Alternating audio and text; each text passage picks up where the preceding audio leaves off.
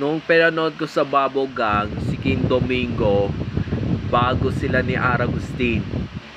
Maganda siya sa bug niya.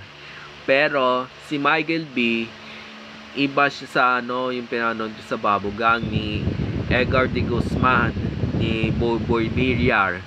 Pero isang bago yon kasi kunyari siya sa akin. Nainggit pa siya sa akin eh. Pero kaya, may nangyari pala ako sa iyo.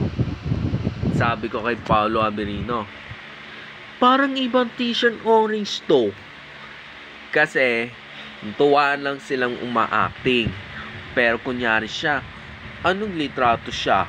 Nagawa ako para namin ni Edgar. Magaling siya nga eh. Pero matalino pala sa akin eh.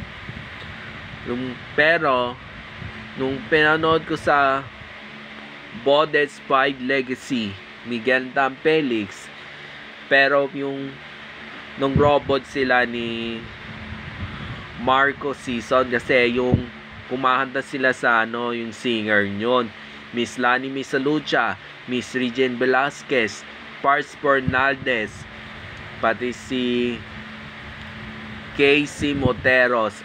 Iba yun kasi nang isibihin yun. Kasi naala ko si Regine Velasquez. Doon siya pinupunta sa GMA kasi si Ogie Casid kapatid siya eh. Buntis pala yun ni Regine Velasquez. Sila ka in love ni baby. Kumanta siya sa agang na yon, muli ni Ogie Casid yun.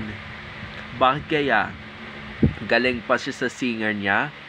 O naman yun.